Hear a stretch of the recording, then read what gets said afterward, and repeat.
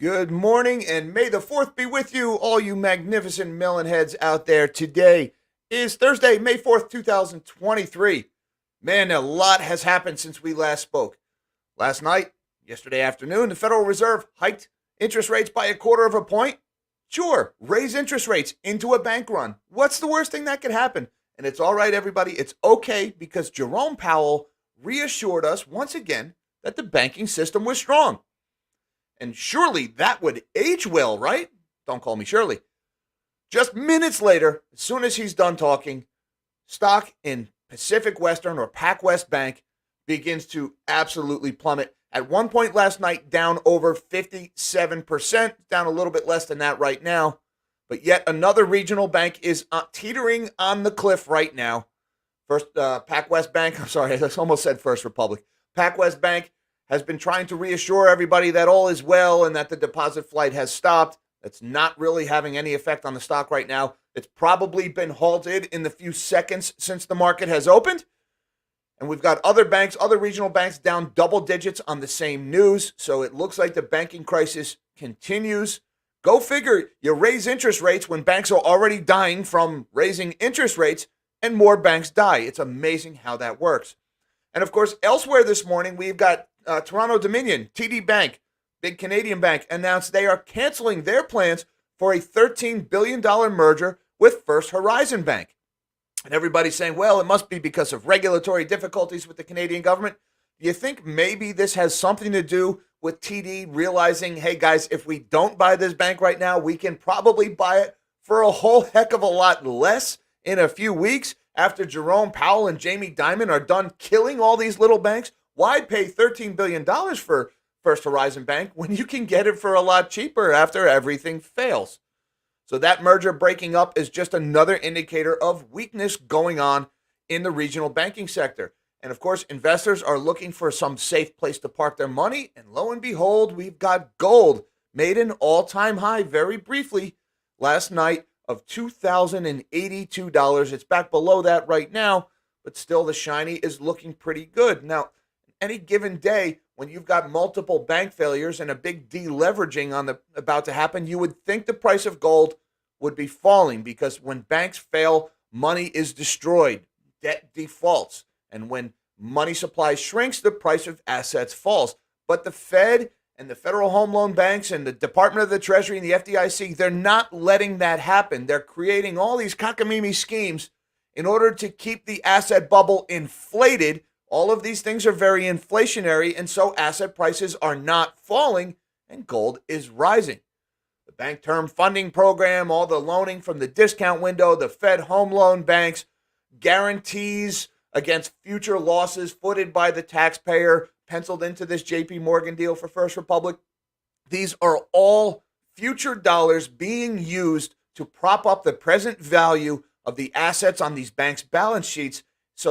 So basically, they're being overpaid for. The fire sale that typically ensues from a bank's failure is not being allowed to happen. And that fire sale is a vital economic function. It corrects asset bubble prices.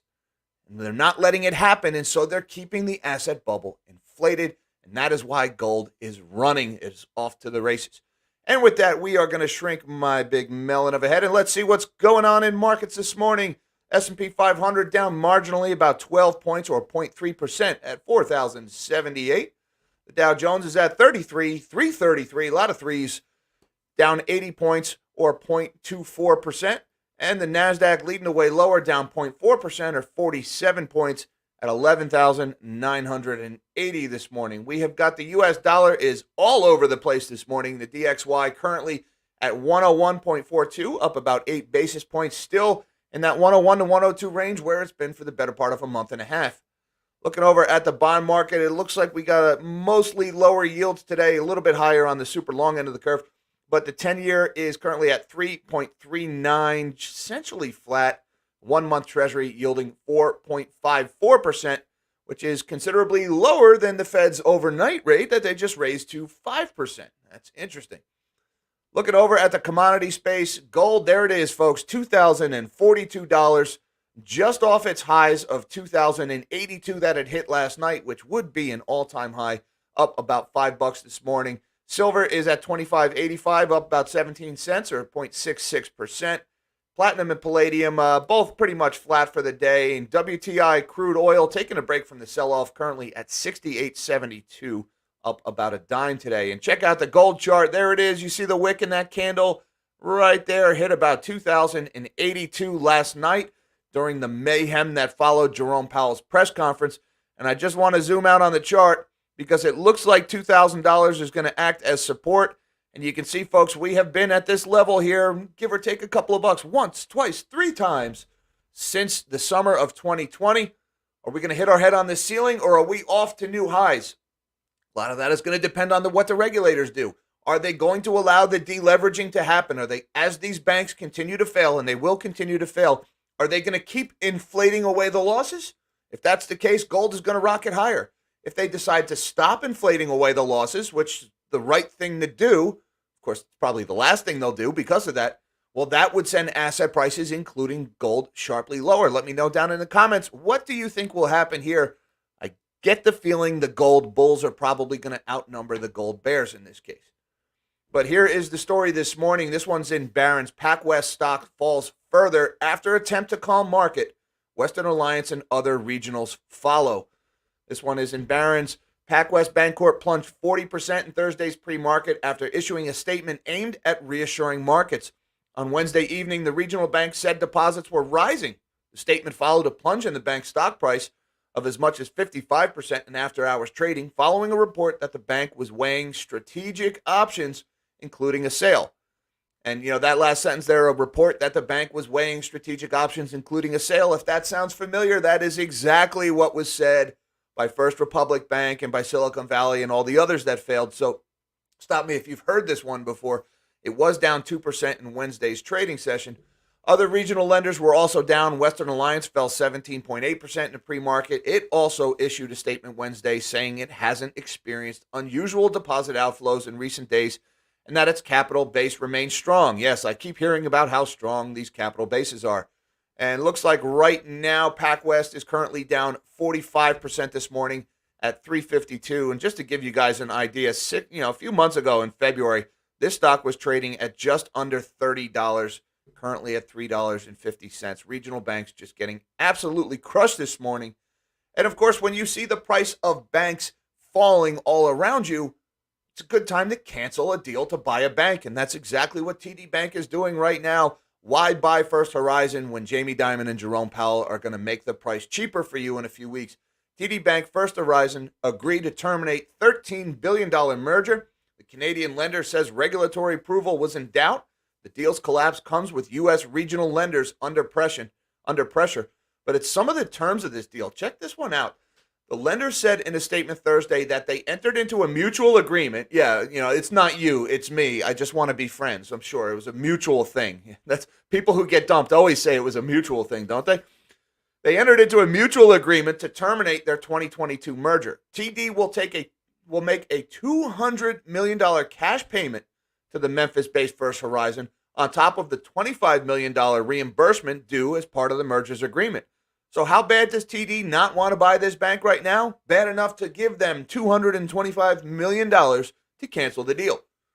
Why? Probably because they think it's going to be a whole heck of a lot cheaper in the future. And, well, they were right about that. Let's look at First Horizon stock this morning, currently down 37.6% off this announcement.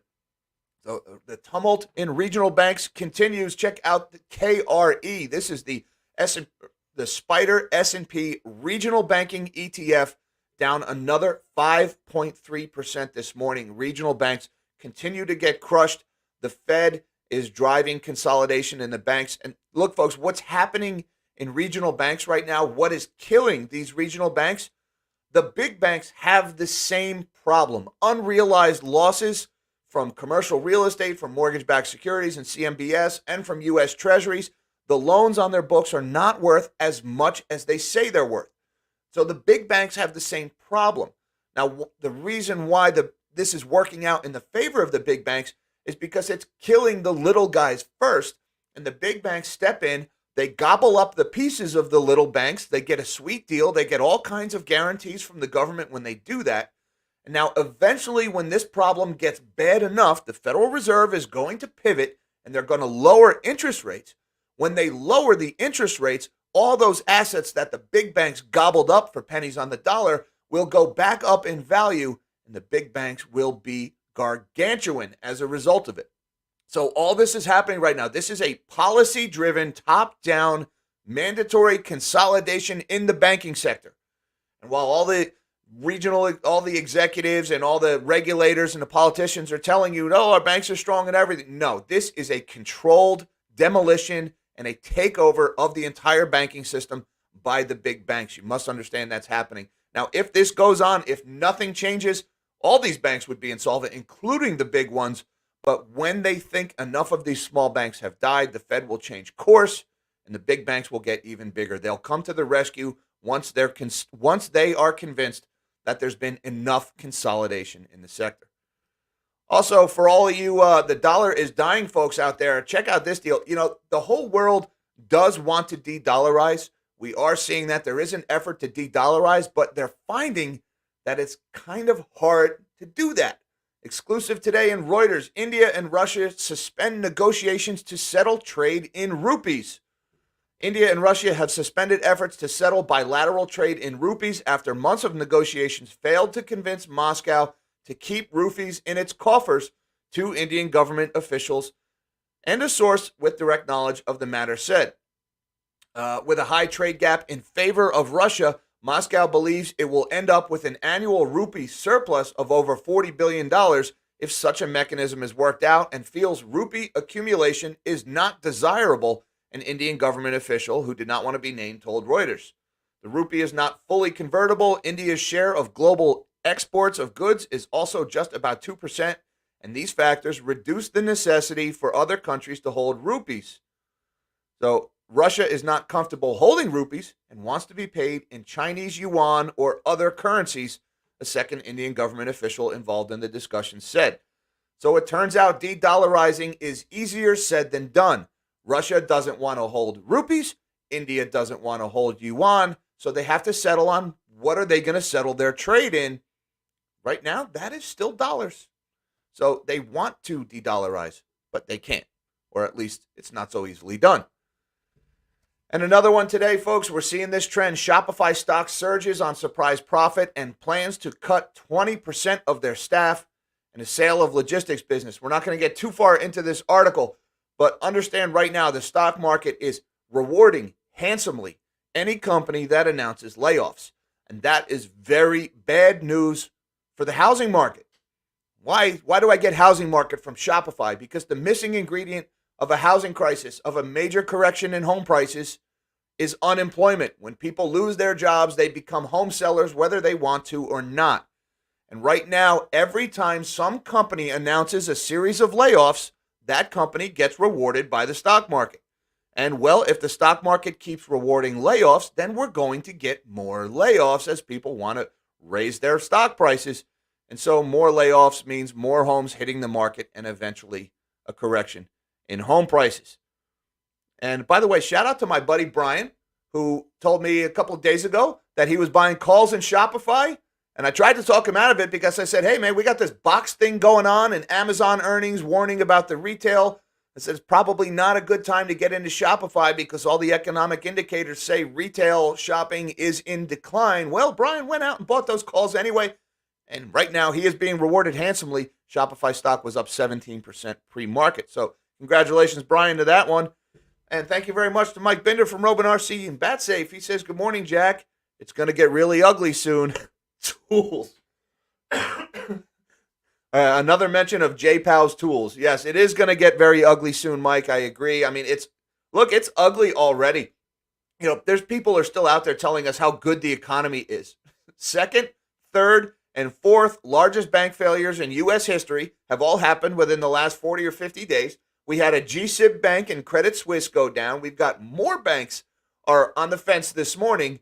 And these politicians are still up there saying, like Janet Yellen, who said, obviously America's economy is very strong and resilient. So it's going to get worse. It's going to get worse, and they're going to tell us it's getting better while it's getting worse. I mean, how many times have we been assured that this phase of the banking crisis was over? Right? How many headlines like, deal reached to buy Silicon Valley bank assets, thus ending financial crisis, or Signature Bank fails, goes into receivership, ending financial crisis. First Republic rescued by Jamie Dimon and JP Morgan. Dimon convinced this is the end of this phase of the crisis. Wow, it's a good thing this crisis keeps ending. Whew, be terrible if this crisis were to continue, wouldn't it? But thank God it's ended like 6 times already. Yeah, Mike, it is going to get ugly very soon. Thank you very much, sir, for the super chat and for the support of the channel. So we will see what goes on in regional banks today. So far, not doing so well out there. By the way, I just want to say thank you, by the way, everybody for watching. Thank you to my Patreon supporters for everything you do for the channel. Hi, Mom. Hi, Dad. I love you guys. And may the 4th be with you. And on that subject, Bob Iger, CEO of Disney. While you're laying people off, announcements of hundreds of layoffs at Disney. I'm just saying Kathleen Kennedy is a childhood joy-crushing succubus who deserves to spend eternity plunging into a bottomless pit of despair for what she has done to Star Wars. And if you must lay off hundreds of people, why not start with the president of Lucasfilm? I just throw him out there. You guys do what you want with it. Until next time, live small and dream big.